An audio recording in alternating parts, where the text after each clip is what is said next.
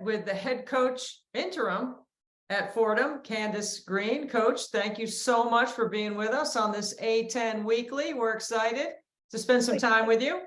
Oh, great. Thank you guys so much for having me. It's great to be on. Listen, you got it rolling right now, undefeated in the league. You got 11-5 record overall. You got the triple D's working. Everything seems to be going your way. Yeah. I mean, listen, knock on wood. Our girls have been playing pretty well and enough to get us over this hump. So excited for our start, but you know how it is. It's a long season, a lot more to go. It is a long season. It's a part of the journey. This is your first year sitting in the first chair. How's it been going? Like, is it everything you imagined it would be? Is it as fun as you thought it would be? Yeah, I mean, it's really fun, really enjoyable. I think, the experience of our team makes it a little easier on me, not so much as managing, I think, as if we were a younger group. But for me, I'm nice surprised in terms of, the workload and just the change in voice that I have to have. But yeah, it's been a really good time, really enjoyable. We got a great staff here. Our kids are great. So yeah, it's been fun. You have 3 graduate students, 2 seniors in the starting lineup. So you mentioned the experience you have. How many times have people come up to you and said, hey, where's the head coach, when they're talking to you, thinking that you look like one of the kids because you're just in your early 30s? Oh my God. First of all, thank you so much. Yeah, sometimes when I'm at the gym and we go to the dining hall, I'm like, oh yeah, I start. No. But no, it's awesome. I mean, I love having all these older girls on the team. I mean, we always joke like, oh my God, Kiki, how long have you been here? Like, do you have kids already? Like, I can't even, like, Suze, are you married yet? It's really lovely. I'm really happy for our team, and I'm glad I get to be surrounded with so much, experience.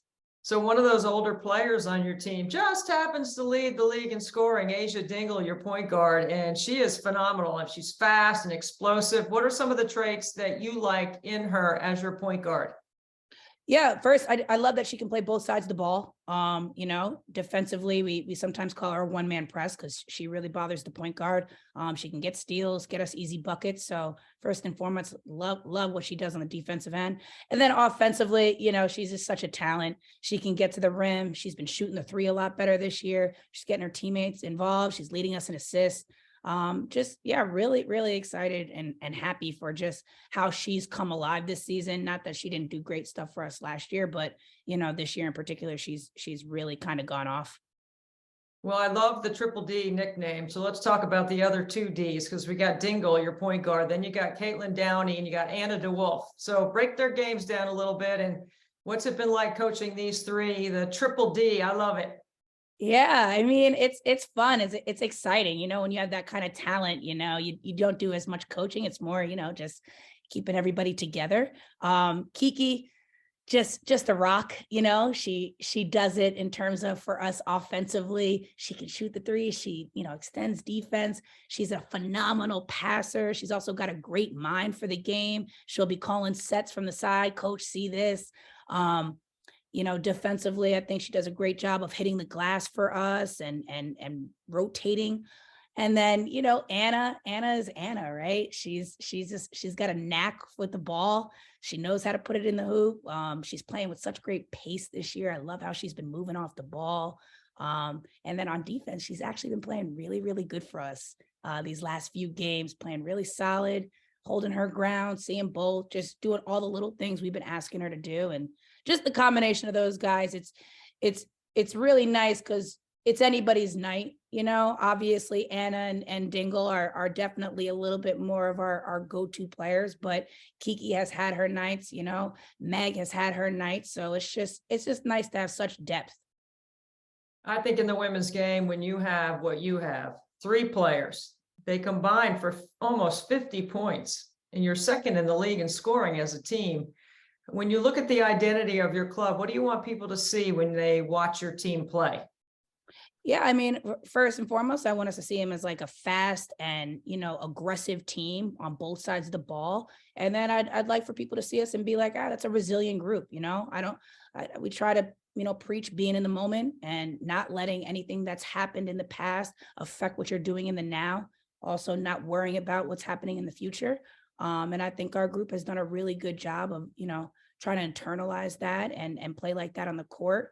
I haven't felt in any games where we've gotten down or teams have gotten on a run where I'm like, oh man, I don't know about this one. I've always felt like, nah, we can do this.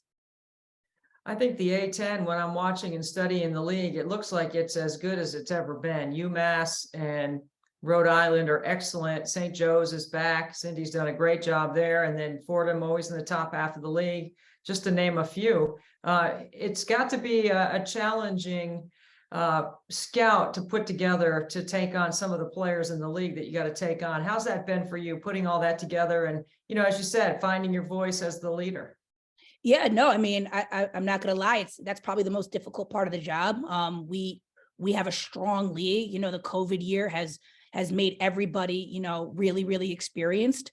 I look at this league and, it's a strong offensive league. A lot of teams have multiple threats.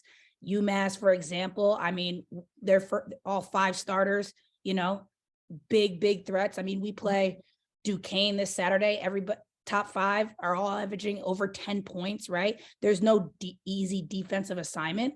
And there's no easy game,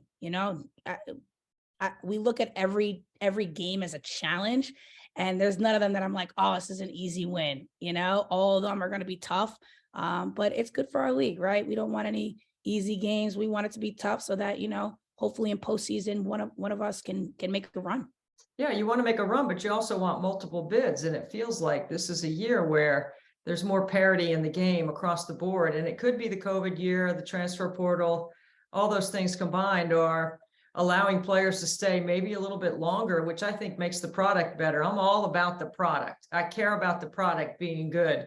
What do you think has been the most significant change in there being more parity in the game? That's a tough question. I would say for us, experience, right? You look at everything and like experience lends to just a better game, right? A lot more close games in my mind, and then also just a lot more upsets. Hopefully seeing that, later on as the season goes. I know right now we have a few undefeated teams in the Atlantic 10, but I imagine that won't stay the same. Yeah, I think when you look at parity and you start talking about close games, I'm always thinking about situations. So when you start thinking about situations and preparing for situations in the game, how much time and practice, because you've got your system in, you know your adjustments, you might have something in your back pocket for the second half of a game or the second half of a season. But when you start looking at situations, end of game stuff, how much fun or how difficult is it strategy wise to get your team ready for all those things that you might see? Because you have a veteran team, so you may be able to use your timeouts a little differently than others. Yeah, no, I mean, for us, I think that was maybe a little bit of a weakness for us last year. So we're really focusing on it. I mean, we practice it every day, sometimes twice in a practice. I think for us, it was more of the emotional response to end of game situations. I felt, a little fear, a little doubt from our group. Now it's kind of like, guys, you can't be threatened by it. You have to love it. Granted, we'd all love to win by 10, 15, but let's be honest, it's the close games that are, the most, Sure. They should be the most fun, right? They're also the most rewarding when you win. So I love how for, however many games, 16 games we've played, we've gotten a lot of experience, where we've been unsuccessful. And now, over these, last few leagues games, we've been successful. So I think for our girls, it's great they get to experience it. And, I'm expecting that in the postseason, right? That's what the A10 championship is going to be like. So we have to, just embrace it. So I need to ask you this question, because in your past, you have a degree from Colgate that has something to do with neuroscience. Is that right? Yeah. I don't know what I was thinking. Oh my God. Okay, that's what I'm asking. Like, how did you end up going from being somebody that probably could cure cancer to wanting to coach? Oh, well, first of all, thank you for thinking I was that smart. I could definitely not do that. But no, for me, I mean, when I was in school, I always, leaned toward the science end of things, and obviously intrigued by how thoughts and things work up there. And definitely had dreams of maybe becoming a doctor, but realized you got to really love it, right? And I really always loved basketball. I played. My dad was a coach. I never really thought about it as being a career for myself. And I did some stuff over the summer, and I was like, oh my God, this is like not work. Whereas maybe school was a little bit, I felt like work for me. So yeah, that's how I got here.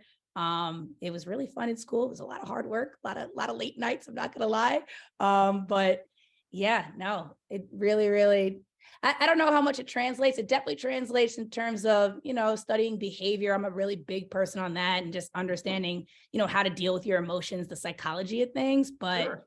yeah, no, I love that kind of thing. And I love that kind of research, but yeah, I had to go with coaching. Candice, please tell me that you did not spend more time in the library at Colgate than you did on the court practicing. Oh, I spent at least 3 times the amount of time in the library than on the court. My coaches agreed with me. They were like, no, girl, you need to get to that library, please. Well, then this is one of the questions that I love to ask coaches. So you're a natural fit for this question, because sometimes the game is part science, sometimes it's part art. You are more of a STEM, science, technology, education, engineering, and math, right? STEM. Yeah, And I I'm think more of something else. It's not STEM. So I'm just wondering, like when you're preparing analytics versus feel, you're young, you're trying to figure it out, you got an older team, like what's the blend? yeah, I mean, I definitely think I am a feel person, even though I definitely lean more to that STEM side of things. But I think there's a lot in the analytics of, hey, when's the best time to shoot in the shot clock, right? Who's got the hot hand right now? So it's a little bit of balance, but I am definitely, I think, a little bit more of a feel person, which, maybe is surprising, but yeah, I'm on that side of it. I'm going to guess that might have something to do with your father, that your dad was a coach, and that I'm sure you've watched and you just intuitively picked up things that maybe you saw him do, or that was part of the reason why you chose this career. Yeah, no, I think you might be spot on with that. Yeah, I definitely think I saw it. You kind of have to trust your instincts at time. Don't get me wrong. I'm always going to go back to the film and go, hey, was that instinct right? But I definitely, I'm always telling our kids, trust your gut. Great example of that is, hey, you feel like you see a pass, send it. I don't care what the outcome is. Trust your ability to read. You put in so much time into this game. You've built so much muscle memory that yes, there are going to be mistakes made, but 8 out of 10 times it's going to be the right move.